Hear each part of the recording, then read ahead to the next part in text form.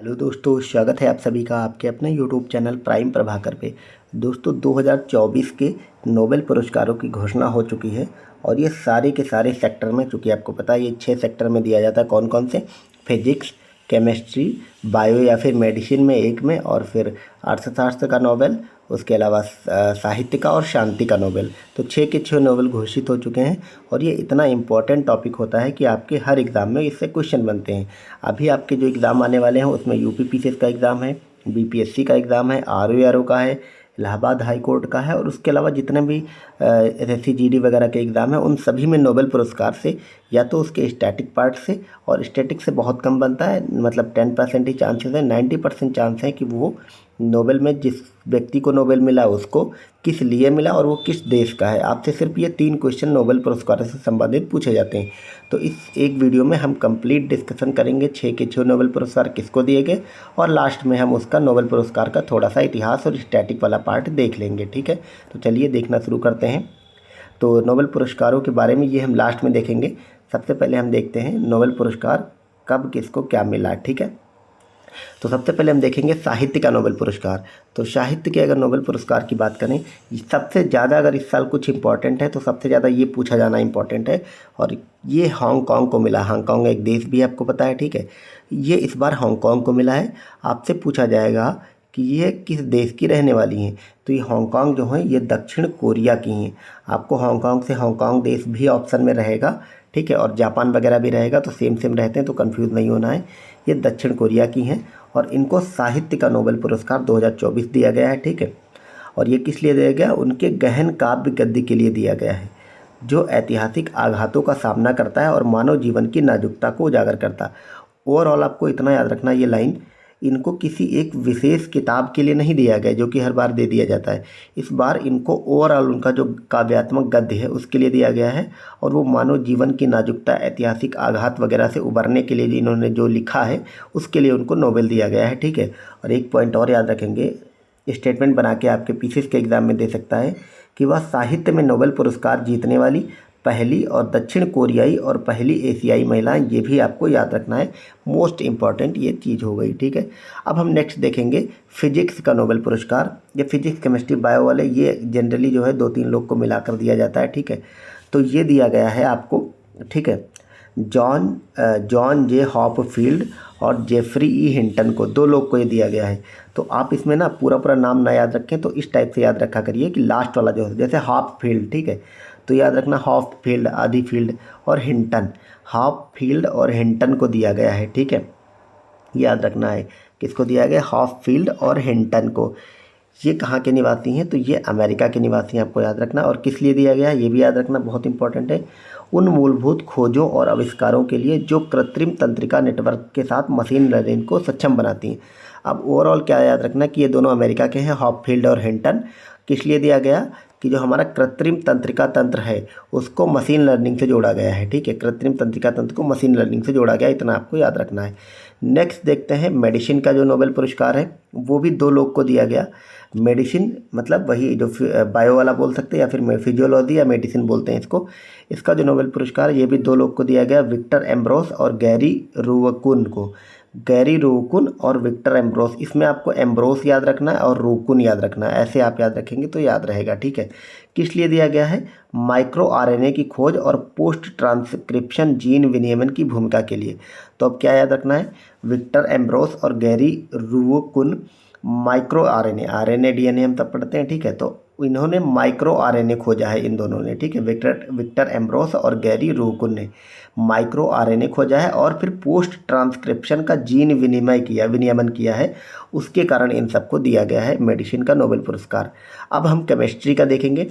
तो केमिस्ट्री के अगर नोबेल पुरस्कार की बात करें तो ये दिया गया है इन 3 लोगों को, ठीक है। ये किस लिए दिया गया है? प्रोटीन डिजाइन और संरचना की भविष्यवाणी पर काम करने के लिए। ट्रियो मतलब 3 लोग को रसायन विज्ञान दिया गया। वो 3 लोग कौन है? वो दिया गया है डेविड बेकर को, डेमिस हयाबिस को और जॉन जम्पर को। अब आपको क्या याद रखना है? बेकर, हसाबिस या फिर डेमिस आप याद रखें, ठीक है। आप कैसे याद है, क्योंकि पूरे पूरे नाम इनके याद नहीं रहते हैं। तो बेकर, डोमिस और जम्पर, ठीक है, ये ऐसे आपको याद रखना, जम्पर, डेमिस और बेकर, इन 3 लोगों को केमिस्ट्री का नोबेल दिया गया है, ठीक है। क्यों दिया गया हमने अभी देखा, प्रोटीन डिजाइन और संरचना के लिए, ठीक है। कृत्रिम बुद्धि के कुशल उपयोग से डेमिस हयाबिस और जॉन जम्पर ने प्रकृति में किसी भी ज्ञात प्रोटीन की जटिल संरचना की भविष्यवाणी करना संभव बना दिया है, इस कारण इनको दिया गया है। तो ये हमने अभी तक देख लिए साहित्य का नोबेल, फिजिक्स का, केमिस्ट्री का और बायो या फिर मेडिसिन का। अब देखते हैं हम अर्थशास्त्र और शांति का नोबेल। शांति का नोबेल देखते हैं। शांति का नोबेल पुरस्कार इस बार जो दिया गया है वो किसी व्यक्ति विशेष को ना दे करके एक जापानी संगठन है निहोन हिडा नक्यो को दिया गया है। तो शांति वगैरह वाला एक संगठन या एक व्यक्ति को दिया जाता है, तो वो आप याद रखेंगे। दिया जाता है क्या मतलब, कभी कभी दो लोग को भी दिया जाता है, तो ये याद रखेंगे निहोन हिडा नक्यो। एक तो याद रखना कि ये जापान का संगठन है, निहोन हिडा नक्यो। मैं बार बार इसलिए बोल रहा हूँ ताकि आपको रिवाइज हो जाए। निहोन हिडा नक्यो जापानी संगठन है, इसको मिला है शांति का नोबेल। इसको क्यों मिला है, ठीक है, इसको इसलिए मिला है, यह हिरोशिमा और नागासाकी के परमाणु बम से बचे लोगों का एक ज़मीनी आंदोलन है। इसे हिबाकुशा के नाम से भी जाना जाता है। तो ओवरऑल ये याद रखना है, ये वो संगठन है जो हिरोशिमा और नागासाकी पर परमाणु बम अमेरिका ने गिराया था, उसमें जो लोग बच गए थे उन लोगों ने मिल करके एक ज़मीनी संगठन बनाया और वो लोग ज़मीन पे काम करते हैं, ठीक है। इस संगठन को हिबाकुशा भी कहते हैं और इसीलिए इसको मिला है। नोट, कुछ अन्य अगर नोबेल पुरस्कारों की बात करें, यहाँ पे लिखा गया है मतलब नोबेल पुरस्कार के बारे में कि अन्य नोबेल पुरस्कार जहाँ स्वीडन की राजधानी स्टॉकहोम में दिया जाते हैं, वही शांति का नोबेल पुरस्कार नॉर्वे की राजधानी ओस्लो में दिया जाता है। हाँ, आपसे ये भी पूछ लिया जाएगा और ये इंपॉर्टेंट फैक्ट है, आप याद रखेंगे। शांति का नोबेल पुरस्कार जो है वो नॉर्वे की राजधानी ओस्लो में दिया जाता है, ठीक है। और इसके अलावे के जो बाकी 5 नोबेल पुरस्कार हैं वो कहाँ दिए जाते हैं, वो स्वीडन की राजधानी स्टॉकहोम में दिए जाते हैं। तो चूँकि शांति का नोबेल हमने देखा यहाँ पे, तो आपको याद रखना शांति का नोबेल, ये भी पूछ लिया जाएगा कि शांति का नोबेल कहाँ दिया जाता है या निम्न में से कौन सा जो नोबेल पुरस्कार है वो स्वीडन की राजधानी स्टॉकहोम में नहीं दिया जाता है। तो वो नहीं दिया जाने वाला जो पुरस्कार है वो आपका यही वाला है, शांति का नोबेल। ये ओस्लो में दिया जाता है, इसके अलावा बाकी के सभी स्टॉकहोम में दिए जाते हैं। अब देखते हैं चलिए इकोनॉमिक्स का नोबेल पुरस्कार। तो ये रहा हमारा अर्थशास्त्र या इकोनॉमिक्स का नोबेल पुरस्कार। ये इस बार इन 3 लोग को दिया गया, आप फोटो में देख सकते हैं। इकोनॉमिक्स का नोबेल पुरस्कार ये दिया गया है डेरान एसमोगलू, साइमन जॉनसन और जेम्स ए रॉबिन्सन। तो इसमें आपको क्या याद रखना है, मोगलू, ठीक है, ऐसे आप याद रखेंगे, मोगलू, जॉनसन और रॉबिन्सन। तो जॉनसन रॉबिन्सन एक जैसे सुनने में लग रहे हैं, जॉनसन और रॉबिन्सन एक जैसे सुनने में लग रहे हैं, ठीक है। जॉनसन और रॉबिन्सन ऐसे याद रखेंगे, जॉनसन, रॉबिन्सन और मोगलू, इन तीनों को मिला है अर्थशास्त्र का नोबेल। इनको क्यों दिया गया है, यह पुरस्कार इन तीनों को राष्ट्रों के बीच समृद्धि में अंतर पर शोध के लिए दिया गया। तो ये सिंपल सी बात है, जैसे भारत अमेरिका, भारत भूटान और मतलब जितने भी अफ्रीकन कंट्रीज़ हैं या फिर यूरोप के कंट्रीज़ हैं, तो अलग अलग राष्ट्र में अलग अलग समृद्धि क्यों है, इन सब पे इन्होंने ओवरऑल मतलब शोध किया था, इस कारण इनको अर्थशास्त्र को नोबेल दिया गया है। अब चलिए अर्थशास्त्र के बारे में नोबेल के बारे में कुछ बेसिक इन्फॉर्मेशन है कि ये कब शुरू किया गया, क्यों शुरू किया गया, वो सब थोड़ा देख लेते हैं, क्योंकि स्टैटिक भी पूछा जा सकता है, तो हम साथ में उसको भी कवर करते चलेंगे। तो ये रहा हमारा नोबेल पुरस्कार के बारे में डिटेल्स कुछ लिखी हुई। ये अल्फ्रेड नोबेल की फ़ोटो है। नोबेल पुरस्कार जो है वो स्टॉकहोम स्वीडन में नोबेल फाउंडेशन द्वारा प्रशासित एक अंतर्राष्ट्रीय पुरस्कार है, ठीक है। स्वीडिश आविष्कारक और उद्यमी अल्फ्रेड नोबेल के भाग्य पर आधारित है, ठीक है, क्योंकि अल्फ्रेड नोबेल ने ही, अभी मैं आपको आगे बताऊंगा कि इनके भाग्य पर आधारित ऐसा क्यों कहा गया, ठीक है। इसके बारे में और पढ़ते हैं कि 1968 में स्वेडिश रिक्स बैंक ने नोबेल पुरस्कार के संस्थापक अल्फ्रेड नोबेल की स्मृति में आर्थिक विज्ञान में स्वेरिक्स और रिक्स बैंक पुरस्कार की स्थापना की थी। तो कब ये पुरस्कार घोषित हुए थे, 1968 में। अगला देखते हैं कि अल्फ्रेड नोबेल पुरस्कार के बारे में। अल्फ्रेड नोबेल जो थे जिनके बारे में शुरू किया गया, इन्होंने नाइट्रोग्लिसरीन से सिलिका को मिलाकर एक ऐसा उत्पाद तैयार कर लिया जिसे सिलेंडरों में भरा जा सकता था। उस पर तापमान और दबाव में अंतर का भी इतना प्रभाव नहीं पड़ता था। 1967 में उन्होंने इसे पेटेंट करवाकर डायनामाइट का नाम दिया और यह साधारण गन पाउडर से 5 गुना अधिक शक्तिशाली था। तो ओवरऑल एक क्वेश्चन ये भी बनेगा कि डायनामाइट का आविष्कारक कौन था। तो जो डायनामाइट आजकल चल रही है उसके आविष्कारक यही अल्फ्रेड नोबेल थे। मैं आपको समझाता हूँ थोड़ा। इन्होंने जब डायनामाइट का आविष्कार कर लिया और फिर बहुत सारी उससे मौतें होने लगी, जगह जगह बम वगैरह फटने लगे सिलेंडर में भर के, तो उसके कुछ समय के बाद इनको रियलाइज़ हुआ, थोड़ा सेल्फ रियलाइजेशन हुआ कि मैंने गलत खोज कर दी है, ठीक है। और इन्होंने चूँकि पेटेंट करवाया था और तो पेटेंट से अच्छा खासा इनको मतलब पैसा आ रहा था, मतलब रॉयल्टी टाइप से पैसा आ रहा था, तो इन्होंने बहुत सारा पैसा कमा लिया।